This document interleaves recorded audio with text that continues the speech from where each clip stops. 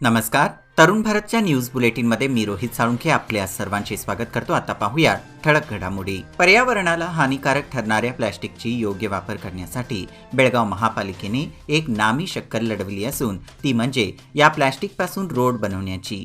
आज बेळगावचे महापौर शोभा सोमनाचे, उपमहापौर रेश्मा पाटील, सार्वजनिक बांधकाम व बेळगाव जिल्हा पालकमंत्री सतीश जारकिहोळी, नगरसेवक रवी साळुंखे, शिवाजीराव मंडोळकर व इतर नगरसेवक व जिल्हाधिकारी नितेश पाटील, महापालिका आयुक्त अशोक दुळगुंटी व इतर अधिकाऱ्यांच्या उपस्थितीत या उपक्रमाला चालना देण्यात आली. सोमवारी पहाटे नववर्षाच्या प्रथम दिनी जपानमध्ये झालेल्या प्रचंड भूकंपात नव्या वृत्तानुसार 48 जणांचा बळी गेला आहे. मोठ्या प्रमाणात इमारती कोसळल्या असून त्यांच्या ढिगाऱ्याखाली आणखी माणसे दाबली गेली आहेत. त्यामुळे मृतांची संख्या वाढण्याची भीती व्यक्त होत आहे. सोमवारचा भूकंप 7.6 रिश्टर क्षमतेचा होता. बेळगाव खानापूर रोडवरील ब्रह्मनगर क्रॉसजवळ सोमवारी सायंकाळी झालेल्या साखळी अपघातात 3 कार व 1 दुचाकीचे नुकसान झाले. या अपघातात दुचाकीवरील महिला जखमी झाली आहे. एका पाठोपाठ 3 वाहनांची धडक बसून हा अपघात झाला. याचवेळी दुचाकीवरून जाणाऱ्या दिव्या सुजय पाटील, वय वर्षे 23, राहणार महावीरनगर, या अपघातात जखमी झाल्या. त्यांच्यावर खासगी इस्पितळात उपचार करण्यात येत आहेत. घटनेची माहिती समजताच वाहतूक दक्षिण विभागाचे पोलीस निरीक्षक विनायक बडगेर व त्यांच्या सहकार्यांनी घटनास्थळी धाव घेतली. रात्री उशिरापर्यंत यासंबंधी FIR दाखल करण्याची प्रक्रिया सुरू होती. 4 वाहनांचे नुकसान झाले असून सुदैवाने जीवितहानी झाली नाही. लोककल्प फाउंडेशनच्या वतीने बेलगाम एनिमल वेलफेअर असोसिएशनच्या सदस्यांचा मंगळवारी सन्मान करण्यात आला.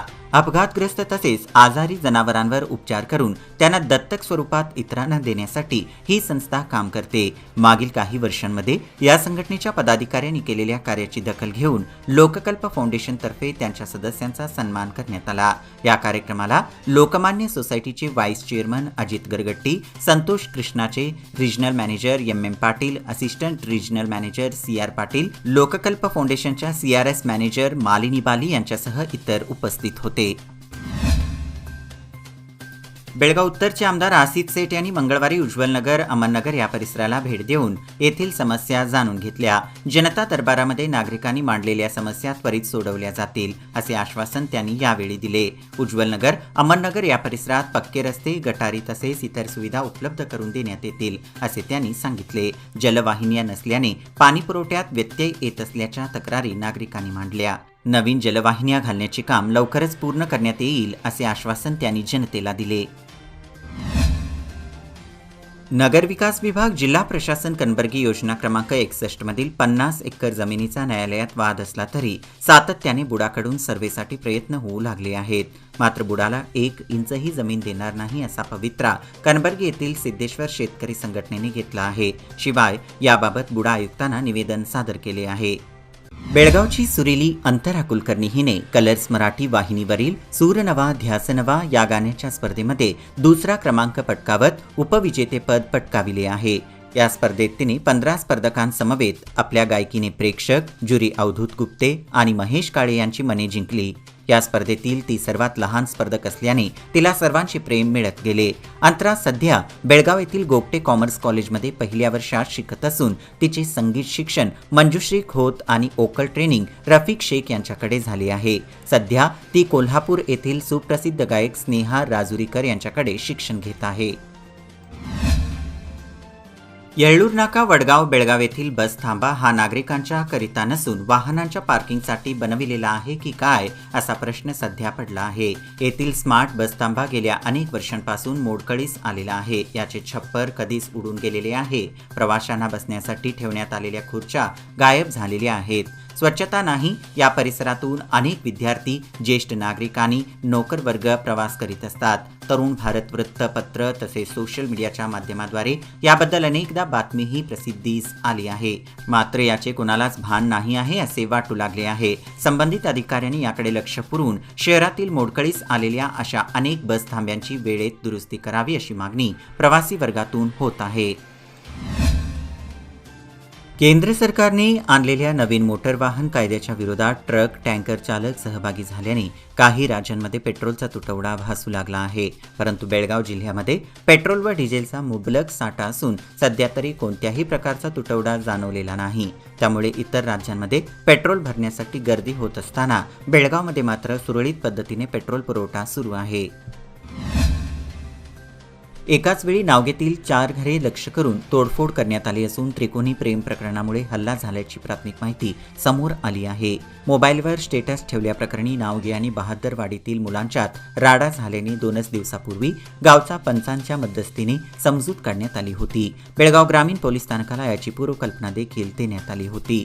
त्यामुळे बहादरवाडीच्या 30हून अधिक त्रस्त तरुणांनी हा हल्ला केल्याची प्राथमिक माहिती समोर आली आहे. मंत्री व ग्रामीण आमदार लक्ष्मी हेब्बाळकर यांनी घटनास्थळी भेट देऊन पाहणी केली असून पोलीस यंत्रणा अधिक चौकशी करीत आहे. महाराष्ट्राचे मुख्यमंत्री एकनाथ शिंदे यांनी वैद्यकीय मदत कक्ष उभा केला आहे. त्यातील महाराष्ट्रातील असंख्य लोकांना वैद्यकीय सुविधा मिळाल्या आहेत. हीच वैद्यकीय सेवा सीमा भागातील लोकांसाठी लागू करण्यात आली आहे. मात्र त्यासाठी लागणारी कागदपत्रांची पूर्तता करणे सीमावासियांना कठीण जात होते. ही बाब महाराष्ट्र एकीकरण समितीचे नेते रमाकांत कोंडुस्कर यांनी लक्षात घेऊन महिनाभरापूर्वी महाराष्ट्राच्या मुख्यमंत्र्यांची भेट घेऊन त्याबाबत चर्चा केली होती. नुकतीच खानापूर तालुक्यातील हलशीवाडी येथील रंजना रवींद्र देसाई नामक रुग्णाला हृदयरोगावर शस्त्रक्रिया करण्यासाठी मुख्यमंत्री विशेष मदत निधीतून 1 लाख रुपयांचा निधी मंजूर करण्यात आला आहे. यासाठी महाराष्ट्र एकीकरण समितीचे नेते मालोजीराव आष्टेकर आणि रमाकांत कोंडुस्कर यांनी प्रयत्न केले आहेत. तर ही योजना सीमावासियांपर्यंत पोहोचवण्यासाठी मंगेश चिवटे यांचे विशेष सहकार्य लाभले आहे. संकेश्वर नगर परिषदेवर शासन नियुक्त नगरसेवकांची पहिली यादीचा प्रस्ताव मंजुरीच्या टप्प्यात असतानाच मंगळवारी दुसऱ्या यादीचा प्रस्ताव जिल्हाधिकाऱ्यांच्याकडे पाठवण्यात आल्याची माहिती पुढे आली आहे. यामुळे पहिल्या यादीतील नावे वगळल्याने मोठी नाराजी निर्माण झाली आहे. काँग्रेस कार्यकर्त्यात निर्माण झालेल्या नाराजीची चर्चा चांगलीच शहरात रंगली आहे. कोणाच्या दैवात काय लिहिलंय हे कोणीच सांगू शकत नाही. वेळ आली की होत्यास नव्हतं व्हायला कोणीच थांबू शकत नाही. असाच काहीचा विचित्र अनुभव देणारा आणि हृदय पिळवटून टाकणारा अपघात लग्नापूर नजीक घडला. दुचाकीवर ताबा न राहिल्याने हा अपघात घडताना दुचाकीस्वार गंभीर जखमी झाला. परिसरातील नागरिक व वाहनधारकांनी तातडीने जखमीला उपचारासाठी दवाखान्यात दाखल केले, पण मंगळवारी सकाळी उपचारादरम्यान त्याला मृत घोषित करण्यात आले. शिवाजीराव तात्यासाहेब चौगुले, वय वर्ष 24, राहणार अक्कोळ असे मृत युवकाचे नाव आहे. भाजीपाल्याचे दर गेल्या अनेक महिन्यांपासून सतत गगनाला भिडत असल्याने सरकार देत असलेले मध्यान्ह आहारासाठीचे अनुदान अपुरे पडत आहे. अनुदान अपुरे असल्यामुळे शाळेत मध्यान्ह आहारांतर्गत चविष्ट व उत्तम दर्जाचा जेवण करून वाढणे अवघड बनले आहे. पण विद्यार्थ्यांना चविष्ट व चांगले रुचकर जेवण देणे आवश्यक असल्याने चिकोडी शैक्षणिक जिल्ह्यात तब्बल 210 शाळांनी शाळेतच भाजीपाल्यासाठी परसबाग फुलविली आहे. वेदगंगा नदीजवळ राष्ट्रीय महामार्गावर मांगूर फाटा ते वेदगंगा नदीपर्यंत मोठ्या प्रमाणात भराव टाकून रस्त्याचे काम चालू आहे. ते त्वरित थांबवावे. त्या ठिकाणी पिलरच्या कमानी उभ्या कराव्यात. त्यामुळे पाणी विसर्गाला अडथळा होणार नाही. यासाठी सीमा भागातील तसेच महाराष्ट्रातील नदीकाठावरील गावातील पूरग्रस्त शेतकऱ्यांनी कोल्हापूरचे पालकमंत्री हसन मुश्रीफ, खासदार संजय मंडलिक, माजी आमदार संजय बाबा घाटगे व जिल्हाधिकारी राहुल रेखावर यांना निवेदन दिले. कोगनोळी, हंचनाळ, केएस व परिसरात अनेक शेतकरी कांदा पिकांच्या लागवडीकडे वळले आहेत. आधुनिक शेती करण्याकडे ओढा असून आठवडी बाजारात कांद्याच्या तरूला चांगली मागणी होत आहे. खोडवा पीक काढून अधिकतर शेतकऱ्यांनी कांदा लागवडीला प्राधान्य दिल्याचे चित्र पाहावयास मिळत आहे. याबरोबरच हे बुलेटिन इथेच संपलं. अधिक माहिती आणि ताज्या घडामोडींकरिता पाहत रहा तरुण भारत न्यूज चॅनल. तसेच आमच्या चॅनलला लाईक, शेअर आणि सबस्क्राईब करायला विसरू नका. विश्वासार्ह बातम्यांसाठी दररोज सकाळी वाचा दैनिक तरुण भारत. धन्यवाद.